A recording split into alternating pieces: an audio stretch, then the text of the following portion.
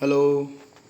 हाय दोस्तों, आइए आपका फिर से स्वागत है हमारे channel GS for all exams. जानते हैं चाहे UP TET, super TET, C TET, SI, UPPCS, लेखपाल या कोई भी एग्ज़ाम देने जाए उसमें सामान्य ज्ञान जरूर पूछता है। हम लेकर के आए हैं आपके लिए सिंधु घाटी सभ्यता पे अति महत्वपूर्ण 5 प्रश्न, जिसका स्पष्टीकरण आपको व्याख्या दिया गया है, जिससे 5 से 25 से 50 क्वेश्चन तक आपके बन सकते हैं। आइए सबसे पहले हम लेते हैं आपका पहला प्रश्न। हड़प्पा सभ्यता में भवनों का निर्माण किससे किया गया था? आपके 4 आंसर हैं। ग्रेनाइट, जले हुए ईंटों, संगमरमर, सैंडस्टोन। दोस्तों, इसका राइट आंसर होगा जले हुए ईंटों से। क्यों? आइए देखते हैं। हड़प्पा सभ्यता में भवनों के निर्माण में जले हुए ईंटों का प्रयोग किया जाता था। नगरों की रक्षा हेतु उसे चारों ओर से दीवारों से घेर दिया जाता था। जो दीवार चारों ओर से घिरा होता था उसका निर्माण कच्ची ईंटों का प्रयोग किया जाता था तथा उससे मजबूत स्वरूप देने हेतु बाहर से पकी हुई ईंट को सहारा दिया जाता था। आइए अगले क्वेश्चन पर चलते हैं।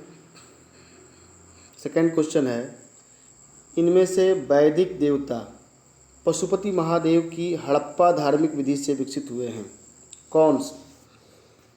तो इसके 4 ऑप्शन दिए हुए हैं। प्रजापति, रुद्र, विष्णु, पूषण। तो इसमें राइट आंसर इसका होगा रुद्र। रुद्र नामक वैदिक देवता पशुपति महादेव की हड़प्पा धार्मिक विधि से विकसित हुए हैं। वैदिक कालीन देवों में रुद्र अत्यंत उग्र स्वभाव के थे। सिंधु सभ्यता में मोहनजोदड़ो नामक स्थान से पशुपति महादेव की मूर्ति मिली है।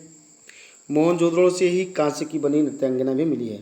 देखिए, एक प्रश्न में आपके कई आंसर आ जा रहे हैं, ध्यान से देखिएगा कि रुद्र जो है वैदिक देवता पशुपति महादेव की धार्मिक विधि से विकसित हुए हैं, जो आपका क्वेश्चन का आंसर हो गया। दूसरा क्या है, अगर पूछ दिया जाए आपसे उग्र स्वभाव के कौन थे, तो रुद्र उग्र स्वभाव के थे। ठीक। पशुपति महादेव की मूर्ति कहाँ से मिली है, तो मोहनजोदड़ो नामक स्थान से पशुपति महादेव की मूर्ति मिली है। ठीक।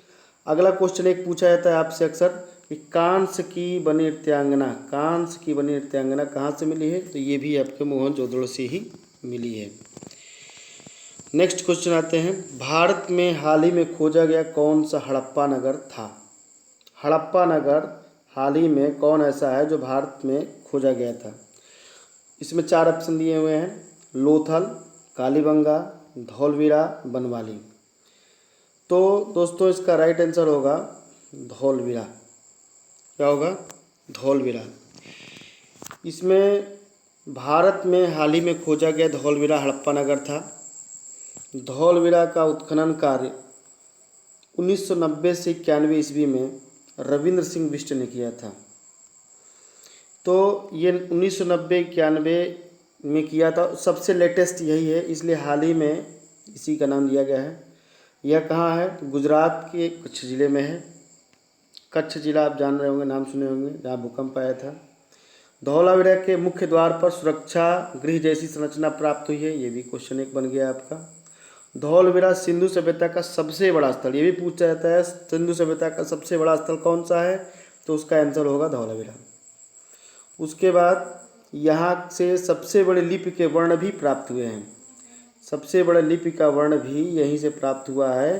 कहाँ से? धौलावीरा से। आइए फिर अगला प्रश्न पूछते हैं।